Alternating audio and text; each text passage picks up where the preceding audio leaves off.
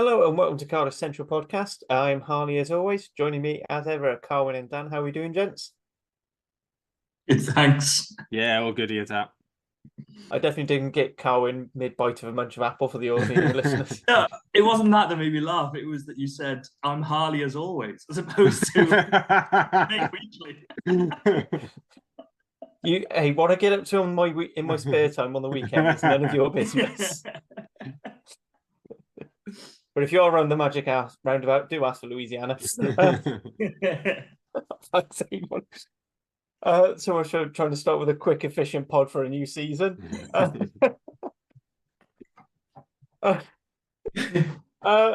don't even know how I go from there.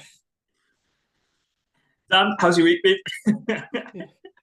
Well, yeah, less entertaining than Harley's by the sounds of it. But yeah, I've been in Spain last week. No sign of Louisiana anywhere. Looked for her across the whole island of Mallorca. Couldn't find her at all. Too hot for her. Right. So anyway, I'm glad that your hot, warm weather drinking trainers come to practice, ready for the season ahead. Yeah, and I went for a run this evening, which was a mistake as well, because I thought, I'll sort of stretch my legs before we do the pod, and then realised that I'm so slow now, so we're starting the pod a bit late because of that, so I do apologise. Seriously, we got the video footage back of the game I played a couple of weeks ago, and I was there last thinking, is this checking the playback speed, see if it slowed down? I actually sped it up, and I still look glacial. Anyway, so we're here more to talk about Cardiff rugby as opposed to what I get up to on the weekends and Dan's running. So we've had some actual rugby play. The Rags went up north to RGC, where it was a fairly convincing win, I'd say. Never looked in doubt. And Dan, do you want to take the lead on this one? Yeah, first game of Super Rugby Cymru, and Rags went up and nicked it. Well, they were just about ahead, but they nicked it with a try right at the death to secure the victory and steal the losing bonus point off RGC as well. Tom Bowen hat trick. Derry Cross, as is sort of inevitable, got himself on the score sheet. You may as well just pencil his name in before kickoff at this point.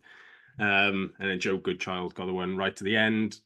I was surprised. I think actually that they won. That we'd seen through the pre-season friendlies, and obviously quite a lot of change and integrating new academy players. I thought it might take a few weeks to really get up and running, and RGC are usually quite a well-drilled outfit up in North Wales. But having seen the highlights on Espedraec on Tuesday night, they scored some really nice tries. Bowen, a real live wire. Elijah Evans looked really good at outside centre, had a hand in 3 of the tries. Some nice link play from Benji Williams. Joe Williams, the replacement scrum half, come on quite early and looked really good as well. I don't think there's never really a massive test up front from RGC. They're never a huge pack. So it's quite often a game that does suit us quite a bit with more running, more playing to width. But yeah, I think if you're Dan Fish on your first outing as head coach of the Rags, you are absolutely chuffed on the million-hour journey back down south. Yeah, I think, as Dan said, I think there were a couple of surprise results on the weekend. I think the Welsh pods, we did predictions for the games, and we said Swansea would beat Quins. They didn't. Aberafon would beat Evervale. They didn't. The only one we called right was Newport. We also thought Cardiff, with what was a younger team perhaps than in previous years, going up to RGC, perhaps aren't used to the travel, as Dan mentioned, might struggle, but grabbing the win, getting as you said, high scoring and eventful game, as all were, aside from the live Thursday night one on TV, which wasn't. All the others were high scoring games, and I've been quite vocal, very excited about Super Rugby Cymru, and I think it's a positive start for Cardiff, and a positive start for the competition as a whole as well. You're starting with a big game on Thursday night. Okay, yeah, it wasn't the highest quality of games between Pontypool and Llandovery, but very competitive, and Llandovery just nicking that one as well. So looks a little bit at the moment like the usual suspects. You see Cardiff, Newport, Evervale, Llandovery all winning. The only exception being Quins, but we'll see how long Quins keep going when all the players and stuff are distributed to the different clubs, because at the moment that's that's probably the one unknown, isn't it? That they don't know. Well, they know who's coming now, but they haven't integrated themselves in. They don't know how good they're going to be. They don't know how they're going to take to the Super Rugby Cymru. So that'll be the interesting thing in the next couple of weeks. And just to say about that Thursday night game as well, quickly, Pontypool have sacked, or I say sacked, but Pontypool have parted ways with Leighton Jones this week on the back of it. If every team that loses to Llandovery this season sacks their head coach after it, it's going to be the biggest merry-go-round you'll ever see. So I hope that doesn't become a thing. Yeah, I remember seeing that. That was a very bizarre thing. I was thinking, like, are you that pissed off with losing to Llandovery? I mean, they did win like basically everything for the last couple of seasons. Like, I mean, I don't think there's any shame in that one. But that is the past. Moving on to the future. The Rags will be involved in the Thursday night fixture, hosting the Steelmen. So some interesting. So Joe Goodchild scoring that last minute try. He moves on to he goes from the bench to the starting lineup, and first teamers Evan Daniels and Will Davis-King are on bench, starting front row. Thoughts about this game, Dan?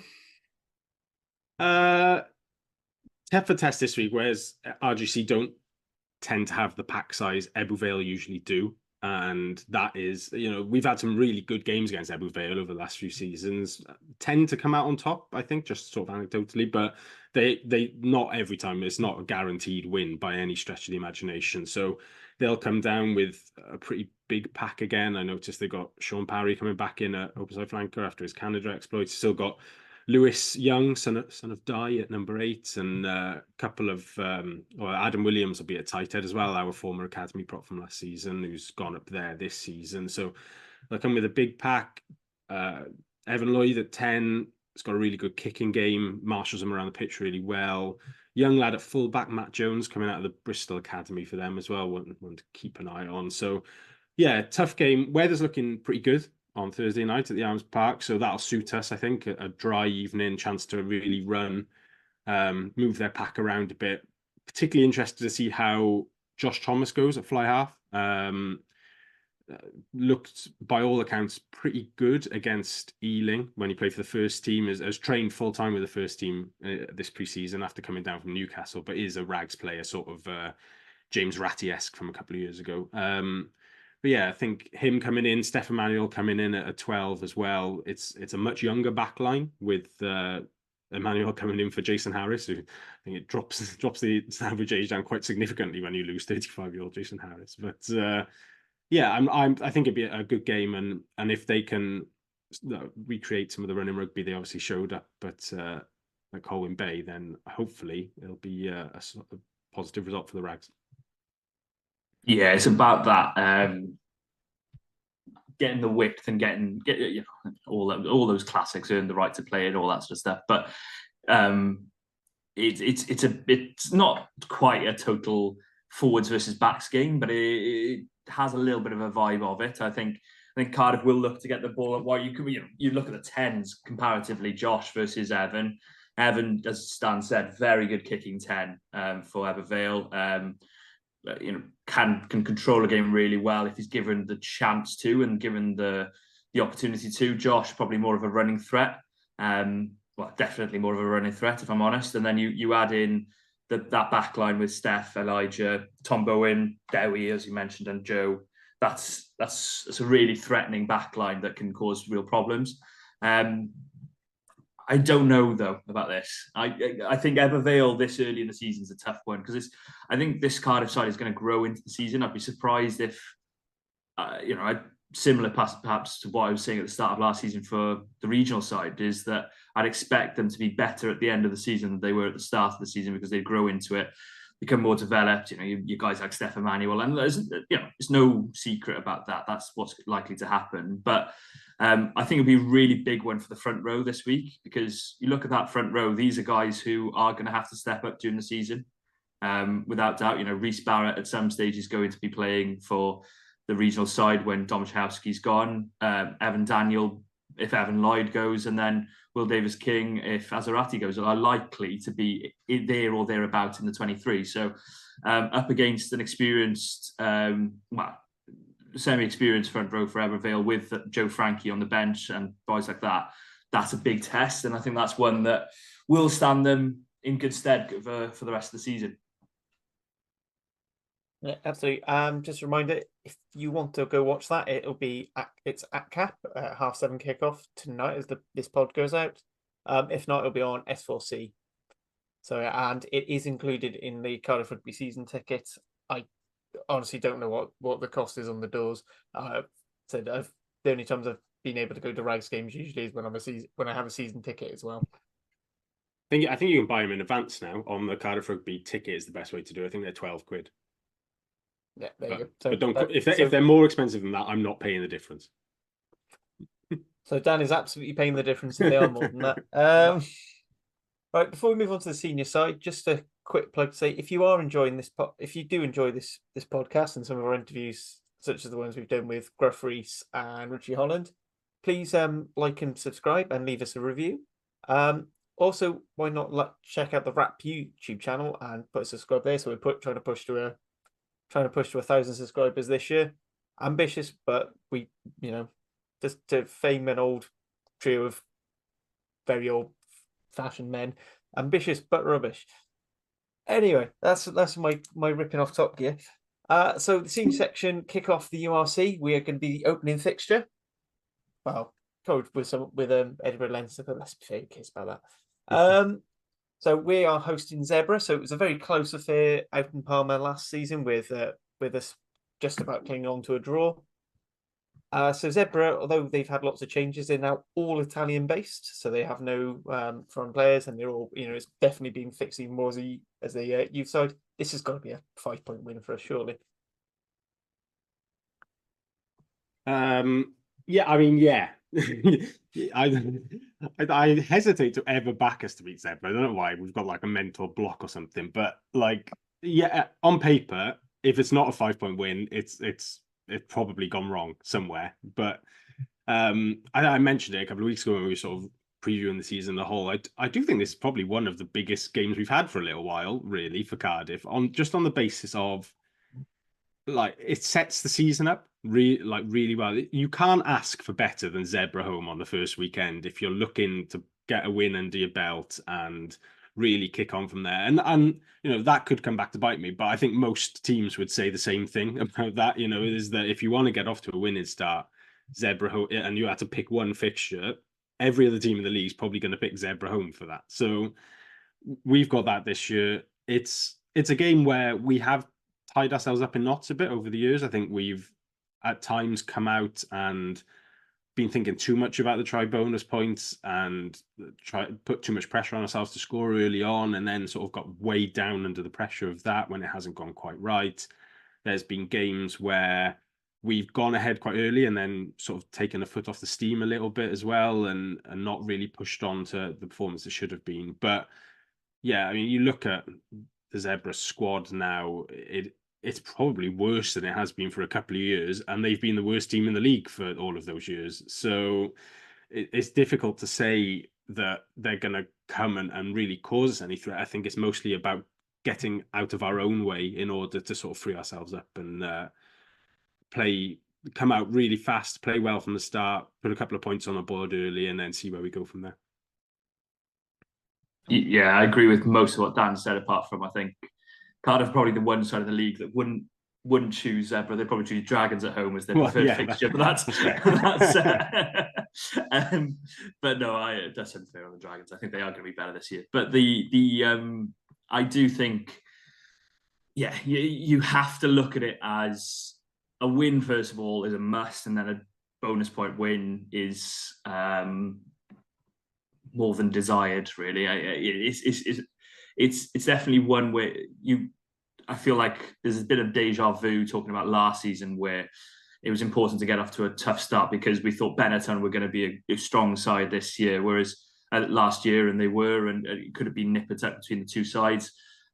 This year, I think, it's a great springboard for momentum, a great opportunity to start well.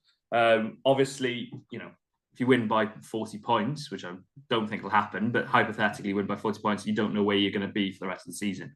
It's important not to get carried away. But I do think there's enough about this Cardiff side to get a strong win on the board, especially when you think the majority of the star players are probably going to turn out. There aren't that many injuries. There are probably one or two players perhaps undercooked in terms of match fitness and season preparation, but overall it should be a confident and comfortable performance. But yeah, on a Friday night in Cardiff, who knows? But yeah, I back them. Famous last words that I haven't said on the Welsh Rugby Pod that we didn't get any of the predictions right. Here we go. It's a Zebre 60-point win, isn't it? Yeah, I mean, when we were discussing this on the wrap, and the same thing came up. Surely this is the one team every team wants. And I went, yeah, but Zebre are also the team that tend to have their best game of the season, the first game up, and they seem to catch a lot of people napping. You know, they've had so many nearly upsets. It just sort of shits me. Again, I would rather have Dragons because I feel like they won't have had as much time to bed in all their new changes. So it'd been. Plus, I feel like those young Zebre lads are going to be buoyant, albeit a very young Glasgow side, but nilling them 31-0 at home. That's a bit of a confidence boost. So I appreciate pre-season means nothing. As Jamie likes to point out, Dragons were beaten pre-season and they had that season.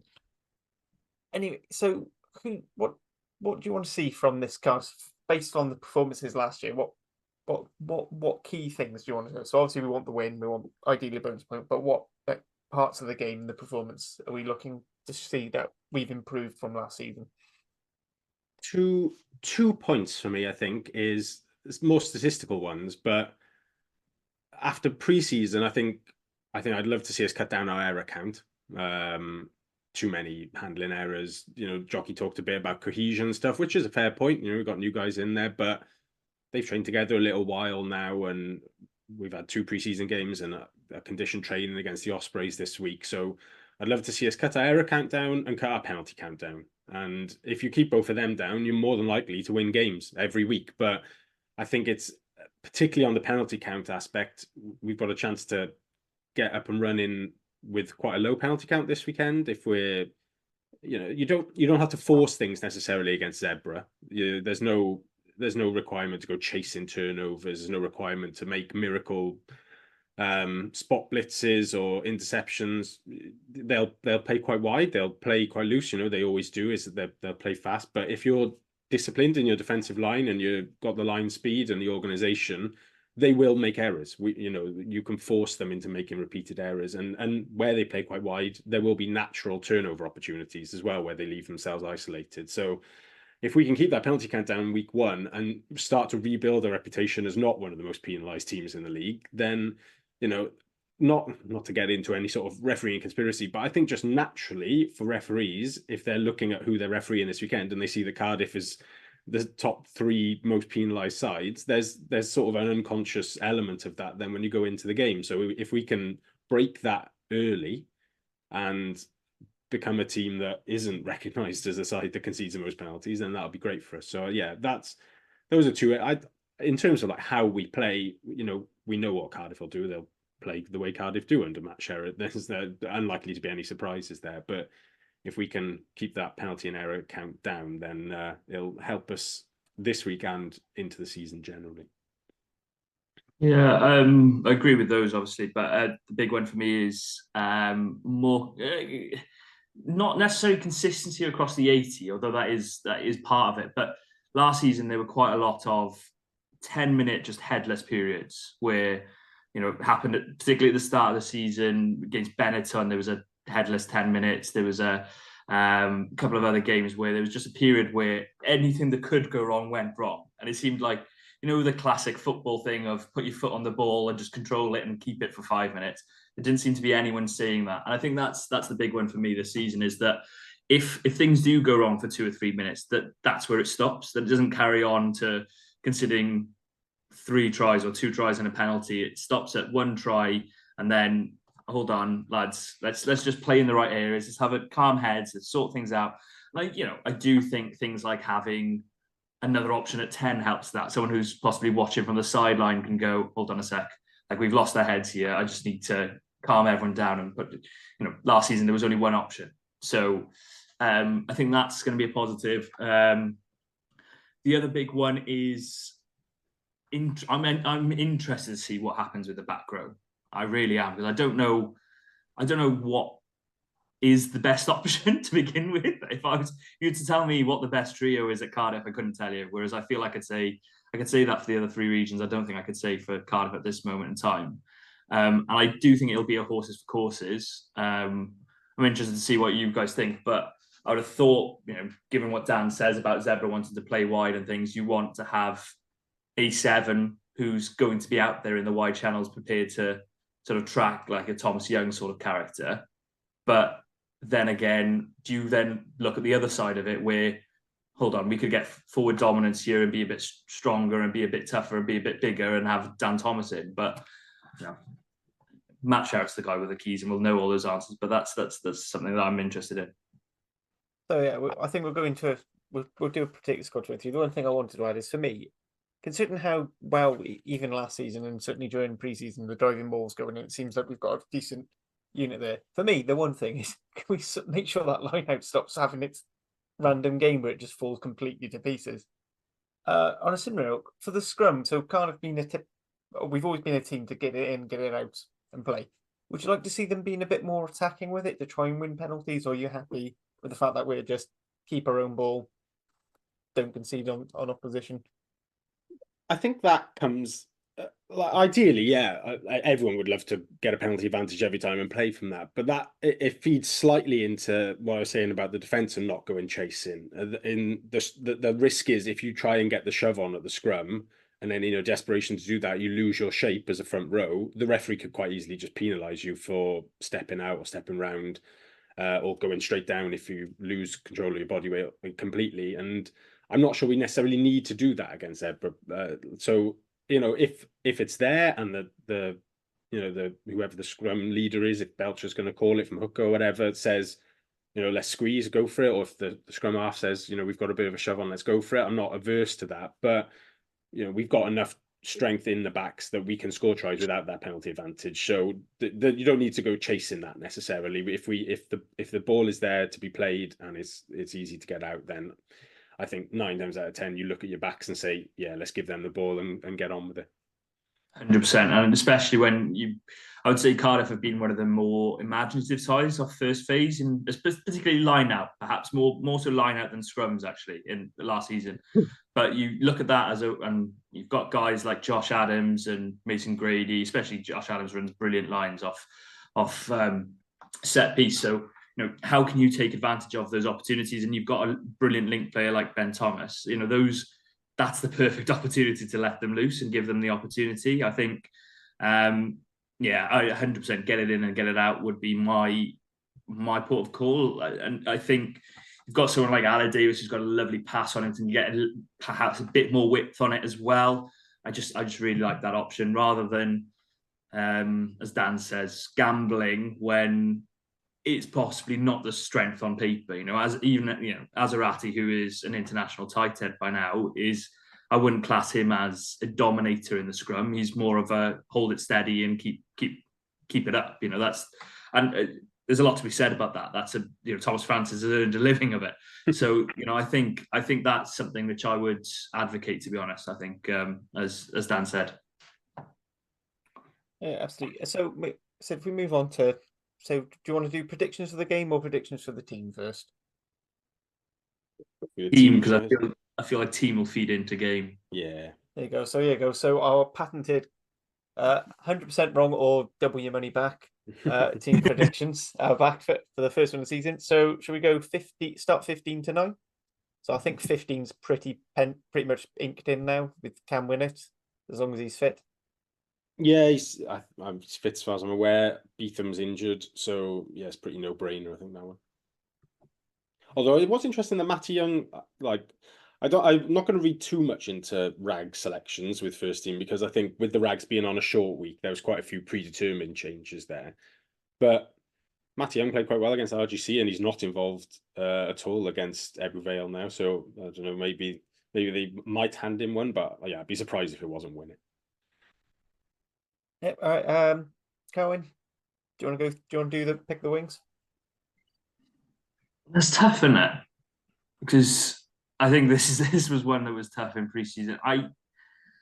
I would like to see. Oh, I don't know. Sorry, I'd like to see Josh back, obviously. And the sooner the better with that. I don't know. He's definitely not fit this weekend. So, yeah.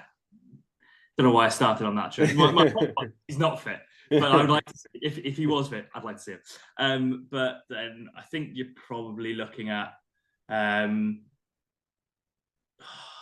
It's difficult. Sorry, I'm going to throw it to both of you, actually. Yeah, just to interject on while you're thinking, Jockey in his press conference today spent quite a lot of time talking about you and Stevens.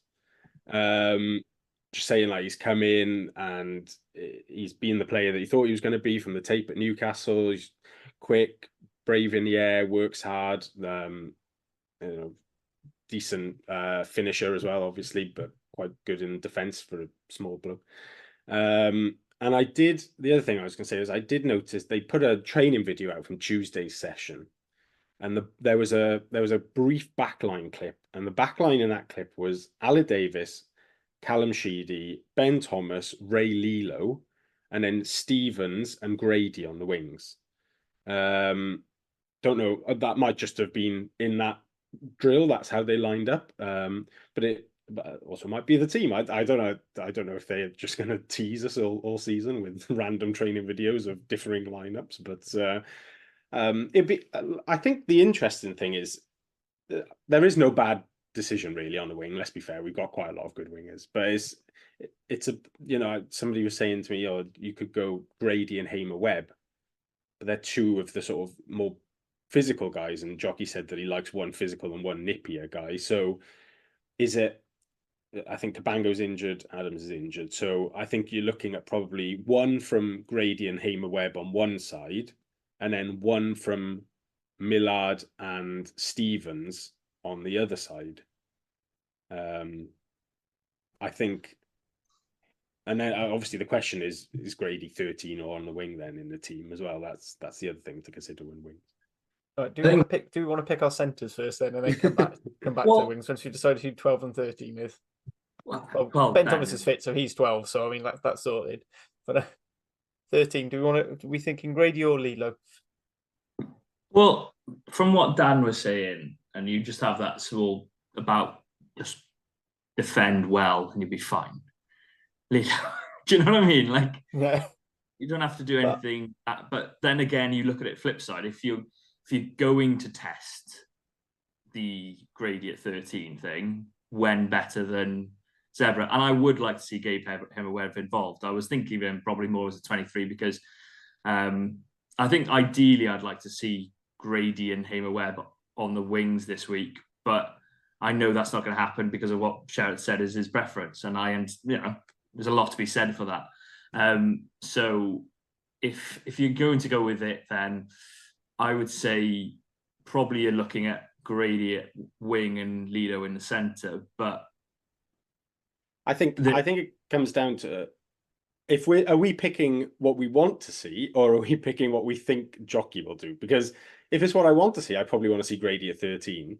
But if it's what I think Jockey will do, I think he might not play it safer, but I think he'll just go Lilo at 13, Grady on the wing, and just sort of be a bit more sensible, maybe is the way of saying it from the start, and go from there. It's mad to say you're thinking a 37-year-old is sensible. But the one thing I would say is Grady was very good in the 13 channel defensively during that last block of the fixtures last year. So are we happy? Is Jockey happy that he's in that system? He's bedded in. It's Gethin Jenkins. The only change to defence coach is Gethin Jenkins is now full time, so he's had that little bit more time to work with him. Sorry, go on. It is a democracy, so if you two want to go Grady 14, Lilo 13, I'm happy with that.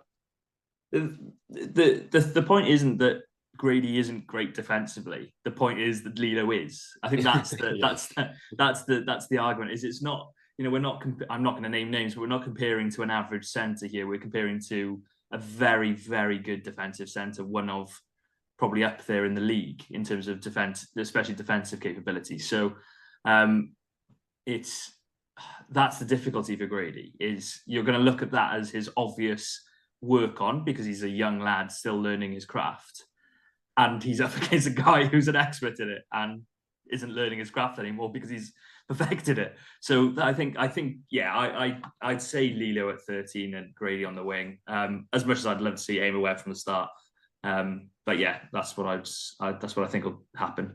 And just to finish it on a positive note for Grady on the wing, I think one reason why you might choose to do that, not just about Lilo starting, but the other thing about Zebre is it is usually quite a transitional game. They will knock on a bit, they'll try and kick in behind a little bit as well, and there is space to counter-attack. And so if they kick loosely and Grady gets 5 yards of space on that wing to run it back, he could leave some splattered Italian men all over the floor and score some cracking tries or make a lot of meters. So that might be an attacking thinking of, let's see if they want to try and kick at Grady, or if they're going to lose the ball and then Grady's already on the wing in space. That is the counter-attacking option. Right, so we'll go win at 15, Grady 14, Lilo 13, Ben Thomas 12. I think we agree he's playing there. And then should we go? I'm going to go Ewan Stevens, since he's been name checked a lot by Jockey for 11. Yeah, I'm also. And actually, I thought he's very good against Bath. Saw that try in the first half. Oh, wonderful finish. Yeah, and in the continued Harry Millard debate, Harry Millard is listed as a centre on the website as well. Just to add further. Matthew Morgan used to be he's a winger. Matthew Morgan used to be a fly half, is all I would say to that on the website. Yeah, but that was at the time when we played dual fly halves at 10 and 15, so it's fine.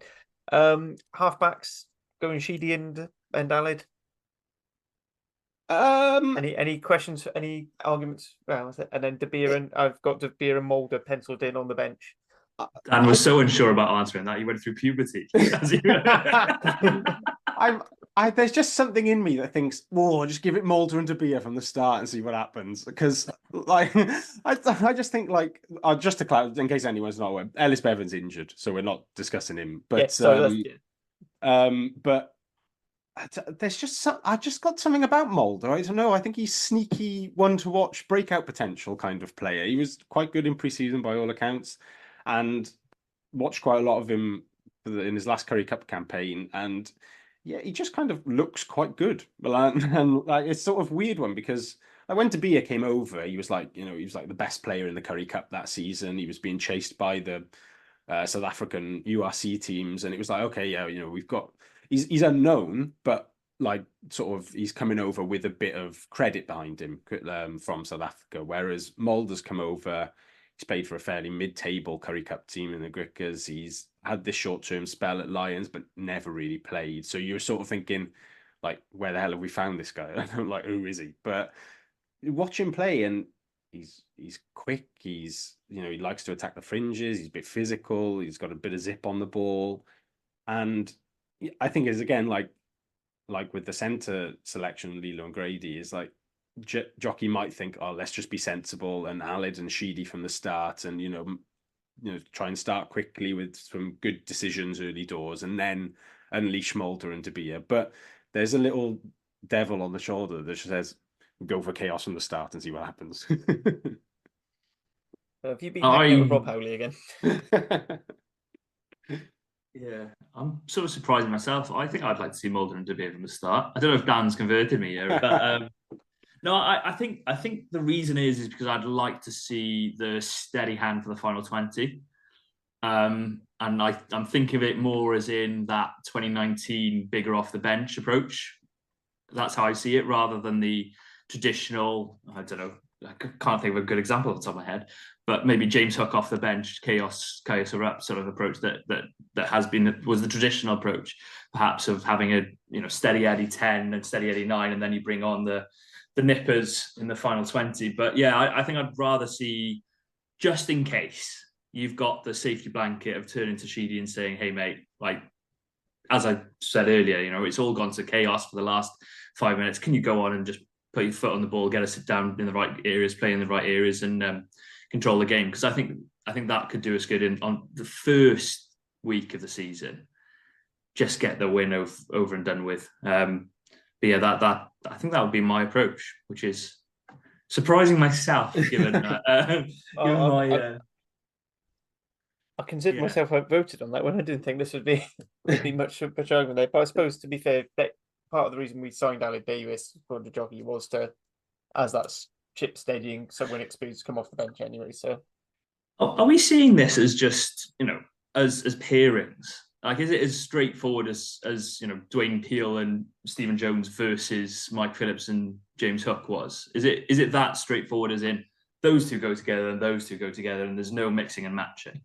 Because what happens when Bevan comes back? Is he Sheedy camp? Yeah, it's interesting to say that, actually, because where you said that, actually, I think the pairing, the players in there that suit each other the best are probably Mulder and Sheedy, in terms of Mulder being a bit quicker, getting the ball out, having that threat in the fringes, which gives the 10 a little bit more space. Sheedy likes to go to the line then and play, whereas De Beer, he will carry to the line, but I think naturally he likes to play a little bit deeper, not Priestland deep, but a little bit deeper. And so then you would say probably Davis and De Beer are better in that sense, but then De Beer is probably not quite as good. Like, overall, I love De Beer. I think everybody does, but overall, I think Sheedy's probably a better game manager and a better attacker than De Beer is. He's just a better player overall, I think, when push comes to shove. So, yeah, Sheedy is probably the top with both of them, or all three of them really, with Bevan as well. But maybe it's just a sort of natural thing for week one of teaming the South Africans together, because they both speak Afrikaans and presumably they must be mates because they're both from the same country. Well, I think they have played whatever together. it is. I do think they have actually played together at some point or another. I assume they probably grew up together, and yeah, they're friends on Facebook or something. Everybody in South Africa knows everybody else. Let's both listen top to of that, the because I'm line pretty together, sure like- Mr. Beer's mum or wife follows us, because we always get liked on Facebook by Mrs. De Beer. The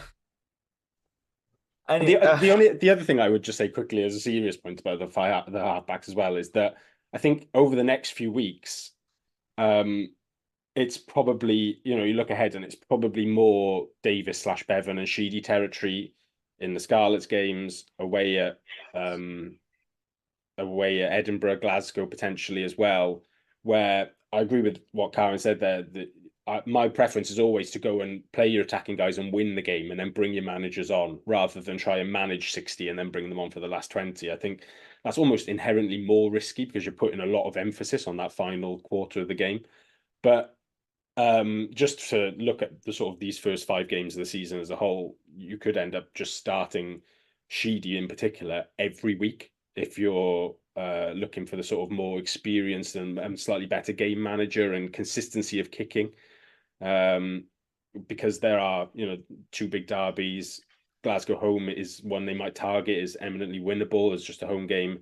Edinburgh away is just a tough place to go generally, so it's always windy there somehow. So you might be looking for your guy who's slightly better off the boot. So maybe on a game management level, with Sheedy having not played a huge amount of rugby over the last 2 years, you might suggest that he just eases himself in off the bench for this one, and then we'll see where we are next week.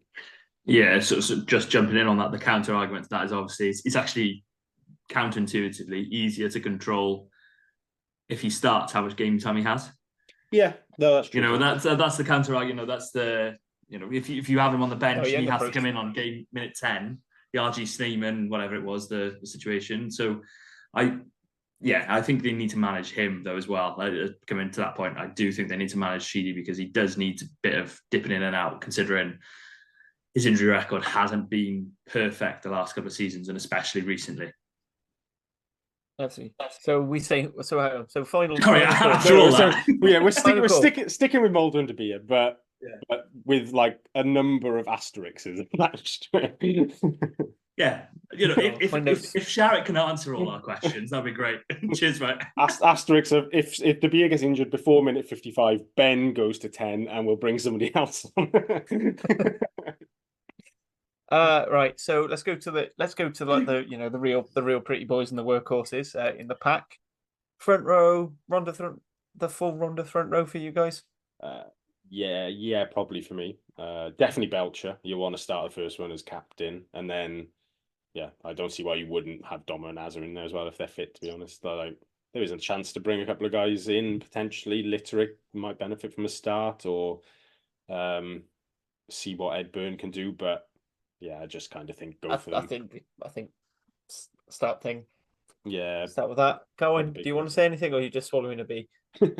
No, so I'm just thinking. I think I'd possibly not go that front row. I quite like to see Litterick. I don't think Litterick will start, but I would like to see him get a start. And I'd like to see Ed Byrne and Evan Lloyd, but I've been outvoted, so that's fine. Yeah, it's fine. We'll have them as the bench. It's fine.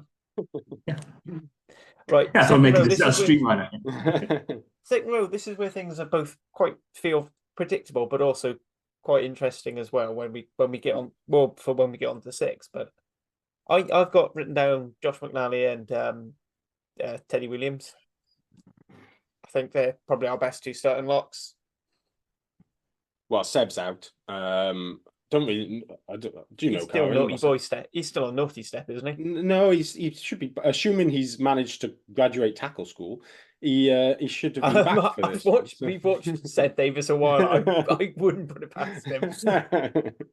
Maybe he's failed his exam. I don't know, but I think he was listed as injured rather than suspended. But I don't know. That's presumably a training injury that he's picked up. So. But yeah, I think the only question mark is Donald maybe, but for me it's just because also they sound like a funny Scottish man together. You can have Teddy McNally. Yep, love it. All right then, back row. This is the one where I think we're going to use up a lot of time debating. I said I wasn't sure if I saw right. Is Thomas Young back? No, Thomas Young's out. So for me, that means Dan Thomas is our set. It starts at 7. And then I've got Mackenzie Martin at 8. And then 6. I can't pick between both. I've got both and Donald or Mann. And I can't work out which one. Mann's out as well. Well, there you go. That's it. That's great. So now I pick. So we can have Donald or both, and the other one's on the bench. That makes life so much easier. I feel Dan's going to agree with what I'm going to say. Go on then. You can have both at 7. No, I'm having both of them at 8. Yeah, I was going to say the same. Works for me. Just to annoy Harley. That's a gut feeling one. Also, a little bit of the clips they've put of Jockey's press conference today. He speaks quite a lot about talking to Mackenzie Martin about, you're not going to get picked every week, and there's going to be peaks and troughs this season. It's not going to be all in, which I might have put 2 and 2 together and made 10 on that, but it looks to me like he's had a chat with Mackenzie Martin this morning and basically said, or the morning of the press conference, they might have been yesterday, and said, listen, mate, you're not starting this weekend. I'm going with both of them at 8, and I could see that, to be honest. I think Donald, Thomas, both of them is a pretty good back row to take on Zebre in terms of matching physicality and athleticism. Yeah. I just sorry, Harley. Yeah. I mean, the one spanner that works in for 8 then is, what about Alan Lawrence? Would he get feature for you then? Well, who's left?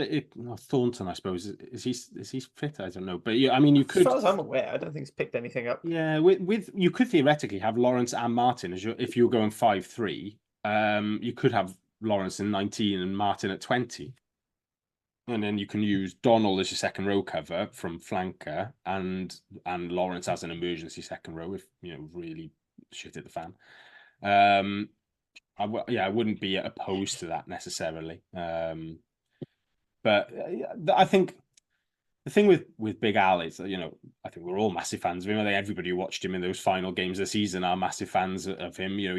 Whenever he plays, he's going to give you probably 7 out of 10, but ultimately, we do have such good back row strength that he is going to be a bit part player. Like, he's not going to play every week in the same way that when Roy Jennings is fit, he'll be a solid player, but there'll be other options ahead of him at 12, and same for somebody like Harry Millard, who will always do a job when called upon in the back 3, but he'll be somewhere down the pecking order as well. So I think likelihood is that unless there's injuries or guys away, then we're not going to see a huge amount of, Dav Hughes, Alan Lawrence, Rory Jennings, Harry Millard. They are going to be squad players. Yeah, absolutely. I just thought I'd throw the spanner in the works since you decided to shit on my Big Mac idea. I like it, but I don't think it's going to happen. I do like. No, I agree. If it's not going to be Mac, I'd probably put both of them as the man. If it's not going to be him, bench then I think pretty much picks itself. So replacement front row, we've got Evan Lloyd, Ed Byrne, and Rhys Littrick. Yep. I think that's. I mean, with Will Davis King down, Joe Carroll still new to tight head, and Evan Daniel being playing for the Rags this tomorrow or tonight as we're recording, as we're listening. It's basically it, really, isn't it? Yeah, the only maybe question, which I'd go with Ed Byrne, but you could, in a game which is a bit more open and will be a bit looser in the last quarter, Danny Southworth might be the replacement loosehead option potentially. But I think just because, we've signed these guys for experience and seeing out games in the last quarter, then it probably will be Ed Byrne. Yeah, that's basically the sort of rationale I was thinking of there. Go on. I wouldn't be against Ed Byrne starting in Southworth on the bench, actually, and giving Doma an extra week. Just, I don't think it's a one where you need Doma, whereas I do think there's going to be several games this season where Cardiff need Doma. So that'll be my argument on that one. Fair enough. But once again, you've been outvoted. Yeah. I'm not going to try much, but, Yeah. So then 1920, we thinking Big Al and Big Mac, or Thornton if he's fit, and have an out and out second row. And again, we're slowing the game down, having a good line out, someone who can run the line out well. Yeah, I think Thornton and Mac is the most likely option there. I wouldn't be against Big Al getting on there somewhere, but I think if you're going percentage wise, it's probably Thornton and Mac. Yeah, I think we're all sort of feeling 5-3s as opposed to 6-2s this season. I feel like if we had one more lock. Not necessarily every game. I think 6-2 is quite often going to be the best option for us. But against Zebre, I go 5-3, just where it's a quicker game. I meant for this particular week. I feel like we yeah. Thing. And then the backs cover, we're going Davis and Sheedy, and then who's going to be that number 23? Do we think? I'm going to say him or Webb because I said it earlier. Yeah. I like Gabe. I'll be honest, I had him penciled in as a starter. To be honest, I quite like what he has to offer. Not as much as Dan like Gabe, but I like what he has to offer as well. So just going through, so 15 to 9. Can't stand him. What a prick. He's lovely guy. Sorry, just. Let's say. I was being outvoted on everyone else being the minority, so I thought I'd steer into the skid with it, Yeah. Anyway, so I'll predict in match day 23. So, do a shot for everyone we get wrong. Can win it. Mason Grady, Ray Lilo, Ben Thomas, Ewan Stevens, Tina Stabia, Mulder. Then we've got Domachowski, Belcher, Azarati, McNally, Teddy Williams, Ben Donnell, Dan Thomas, Jim Botham. Then on bench we've got Evan Lloyd, Ed Byrne, Rhys Littrick, Rory Thornton, Big Mac, Alan Davis, Callum Sheedy, and Gabe Hamer-Webb. Right, so that sounds like 23. We might actually not get too many of those wrong, to be honest. Partially just because there are a few injuries in the one place in the few debates. So predictions for this game then. I predicted on Wrap that Cardiff would win by 5, but both teams probably get try bonus points. I think that should be quite open. We're going to go Cardiff by a bit more. I'm going to say Cardiff by I don't know how much is too much. Striking the tone between. Well, 15 would get you 2 points in the SRC. Yeah, I had 20 in my mind. I'm going to take Cardiff by 20. I'd go just a bit less, somewhere between 15 and 18. Are you going to nail a number, or do you want the range? I'm on the range, mate. Do you want to do the average of it? I'll go 16. Cardiff by 16. Cool. Right. Time is running short, but we do have a little bit of time to talk about the other game. One of the other big games happening on Friday night. That is Wales women are hosting Australia before they play Australia in 8 days after that in WXV2. Just because I wanted to highlight how fucking ridiculous a fixture that is. But down so the team's out. It's certainly a list of 23 names. No Alcal, Hannah Jones, and Kels Phillips are allegedly rested. Thoughts, expectations on this one? So Australia were beaten pretty handily in their last fixture. But also I just said it is blinking ridiculous, isn't it? Sorry, I know Harley's alluded to it and wants to sweep by it, but it is bloody ridiculous. Imagine if you went into a football World Cup and said, "Oh, we're going to prepare for our group games against Algeria, USA, and I can't remember who else England had in that 2010 campaign, but whoever it was, and then by playing USA, Algeria, it's just ridiculous. Like you never see it. So, yeah, bonkers. That's the first thing. But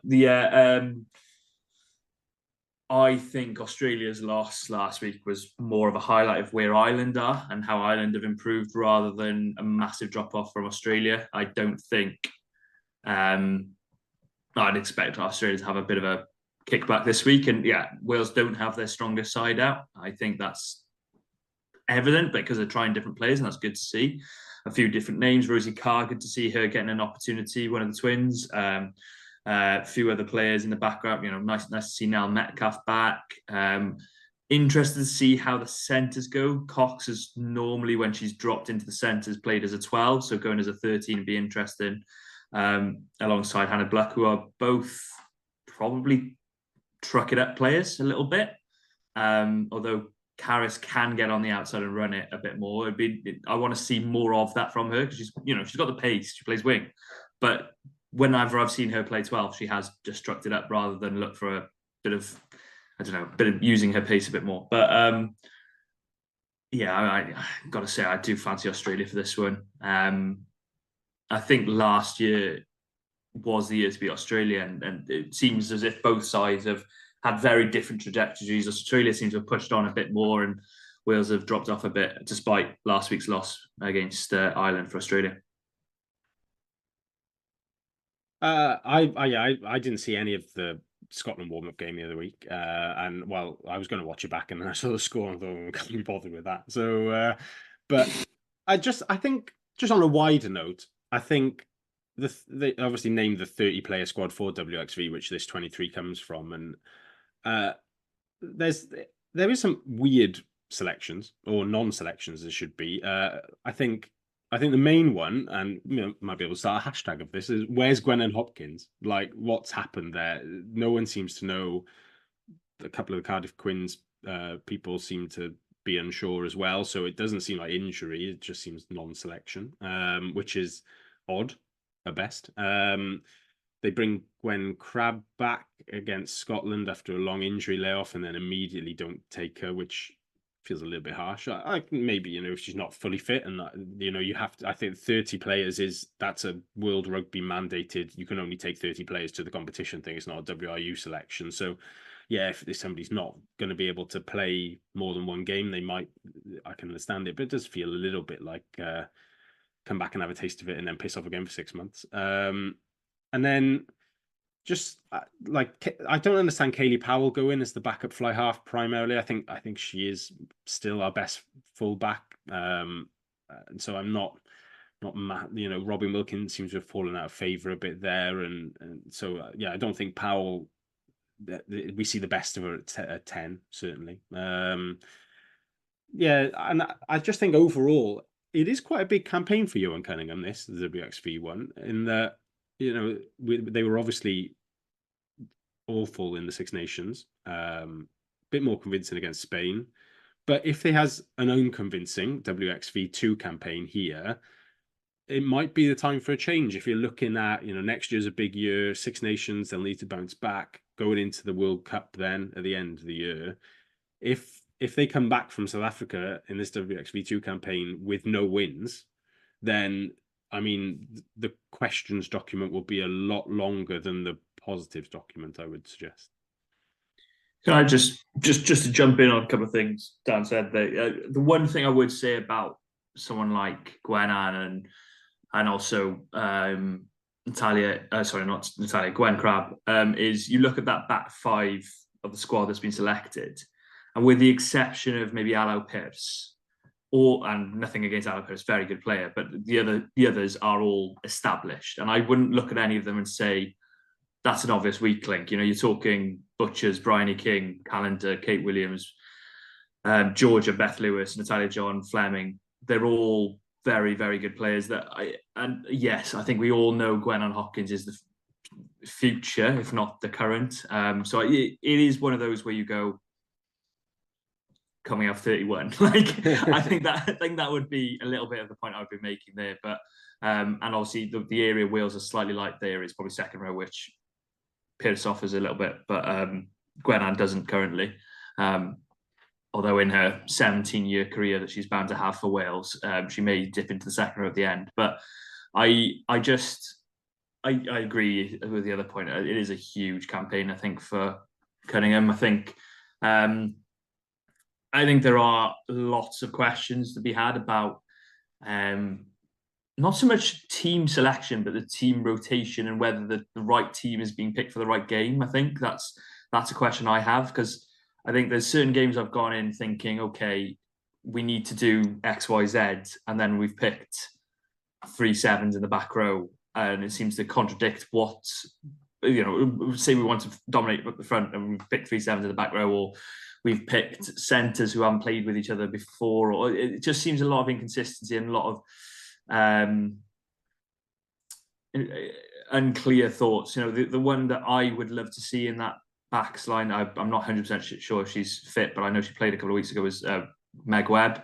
I think looking back to the World Cup a couple of years ago, Meg Webb was brilliant, offered something that all our centres possibly haven't offered to the extent that they should and could, in that she was able to break on the outside, showed strength and power. And I know she had a serious injury, hasn't quite been the same player coming back yet, but I do think she is one for the future and still could develop. And on Kaylee, to be perfectly honest, I think she offers a running threat from 10, and I do agree with that. I think she is our best fullback, but if she's in a 23, I'd like to see her in the squad because she's such a quality player. And if they are going to go with Jenny and Shaky as 15 and 10, which seems to be the pattern of play, then any way you can get Kaylee Powell on the pitch, the better. So just because obviously I did end up watching the Scotland game, and Dan, you've dodged a bullet, because the biggest issue for me is nothing has changed in the calendar year. Names have changed, but like the actual style of play and everything is the same. We're still cut up far too easily out wide. Like that was the thing. Scotland, as soon as Scotland realised to stop trying to go through us and go round us, that's when their score started racking up.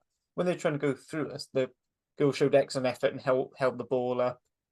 And there's the desire there to defend, but the defensive system just seems to always be too narrow. I don't know if that's because we don't seem to have the pace we need in the centres. Maybe that's why we've got, we're putting Cox in as to give us that extra bit of pace.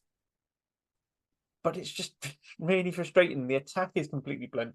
Lakey George looks like if you ordered Lakey George from Gloucester off Wish, because the game she's been asked to play just does not seem anything like that. And I've spoken on the women's rap and on rap as well. But I think a big part of the problem is she doesn't have a Mo Hunt and an Emma Singh sort of taking a lot of the problems out for her, and she doesn't have a Tatty and her or someone to on the inside, at 12 to release pressure, and it's just like, and I am genuinely worried that WXV is going to be more of the same.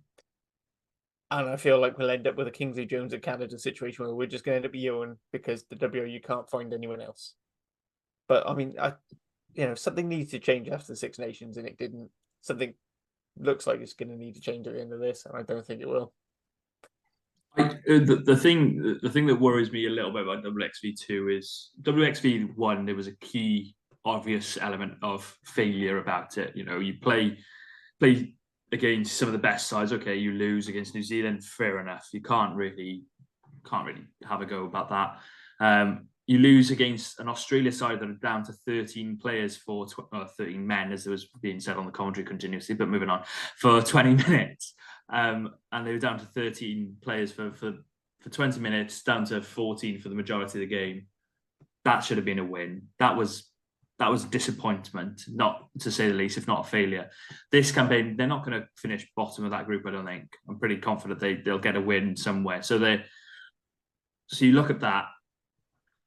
I don't agree with the thing that there's no one else as an option. I think there's quite an obvious alternative option. I'm a big fan of Yohan, and I'm not trying to suggest that they get rid of him. But, if that gets to a stage where his position becomes untenable, surely you're calling up Sean Lynn at Gloucester.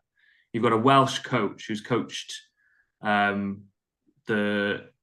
women's side at Gloucester Hartpury to back-to-back titles, has been a key part in implementing what's going on there at Hartpury University, and the linear progression there just seems obvious to me. But perhaps I'm in the minority. But yeah, I think he's, see what happens at WXV2. But I think that has to be the obvious option if things do go pear-shaped. I don't see how they can't give him a call because of how well he's been doing. There are plenty of other coaches in Wales doing really well as well. Name check a few, but if you wanted me to, but I won't bore you with it. Mate, we'll save that for another week because time is running short, and we have to vacate the meeting room, as it were. Unless there are any other bits you wanted to say, Carwyn, you wanted to talk about the real game happening Thursday night? Oh, Glantaf against Coleg Cymwaith, huge game. It's just obviously going to mention Glantaf. Weirdly enough, I was in my local Sainsbury's. Other supermarket sorts are available, and a guy passed me with Glantaf's shirt on, wearing number 10 out on his back. So I don't know if he is the outside half or just nicked the jersey for the day to show off in Sainsbury's. But all the best to Glantaf. Hopefully they can have a good season again. Yeah, I see. Dan, anything you want to say? Anything you want to plug before we head off? It's just to say that the supporters club are running a bus to Scarlets a week Saturday. Details on their socials. Cardiff Rugby Supporters Club now. So jump on that if you want to get in and out of Turktown as quickly as possible.